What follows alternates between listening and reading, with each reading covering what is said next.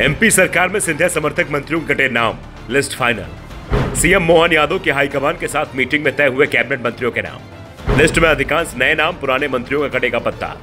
MP में BJP की सरकार बनने के बाद अब सबसे बड़ा झटका ज्योतिरादित्य सिंधिया को लगता दिखाई दे रहा है। नई सरकार में ना तो उनकी चलेगी और ना ही उनके समर्थकों की, जबकि इससे पहले की शिवराज सरकार तो सिंधिया के भरोसे ही बनी थी। सिंधिया समर्थकों के सहारे ही शिवराज सीएम बन पाए थे, नहीं तो प्रदेश की जनता ने तो शिवराज सिंह चौहान को विपक्ष में बैठा दिया था। सिंधिया की बगावत के चलते ही कमलनाथ का सीएम पद गया था और जो सरकार जनता ने बनाई थी वो सिंधिया की बगावत ने पलट दी थी। सिंधिया के 1 दर्जन समर्थकों को शिवराज सरकार में मंत्री बनाया गया था, तो आधा दर्जन से ज्यादा समर्थकों को तमाम निगम और मंडलों की कमान सौंपी गई थी। बीजेपी के संगठन में भी सिंधिया समर्थकों को जगह मिली थी, यानी एमपी बीजेपी में पिछले 3 साल से हर जगह सिंधिया समर्थकों का दबदबा दिखाई दे रहा था।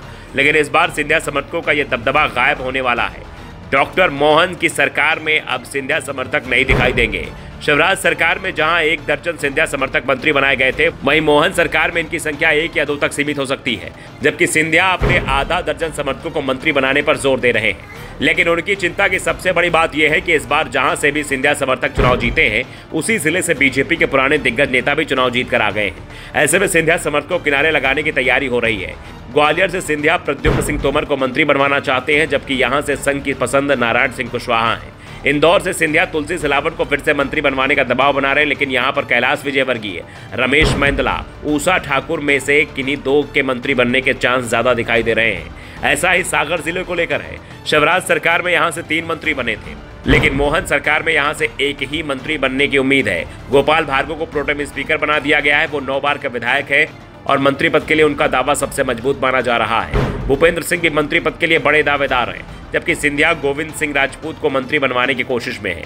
यही हालत दूसरे सिंधिया समर्थक दिग्गज नेताओं की है, जबकि सिंधिया समर्थक आधा दर्जन से ज्यादा चुनाव ही हार गए, जिसमें शिवराज सरकार में शामिल कई मंत्री भी हैं। यानी पहले से ही सिंधिया कमजोर हो चुके हैं और मंत्रिमंडल विस्तार के बाद उन्हें और कमजोर कर दिया जाएगा।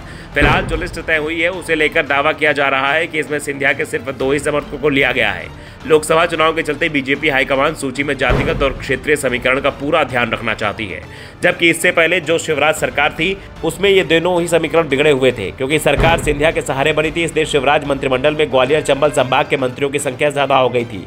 इस क्षेत्र में हर दूसरा बीजेपी विधायक मंत्री बन गया था, लेकिन इस बार मुश्किल से 4 विधायक को ही मंत्री पद मिल सकता है, और इसमें भी सिंधिया समर्थक मुश्किल से 1 विधायक मंत्री पद हासिल कर पाएगा।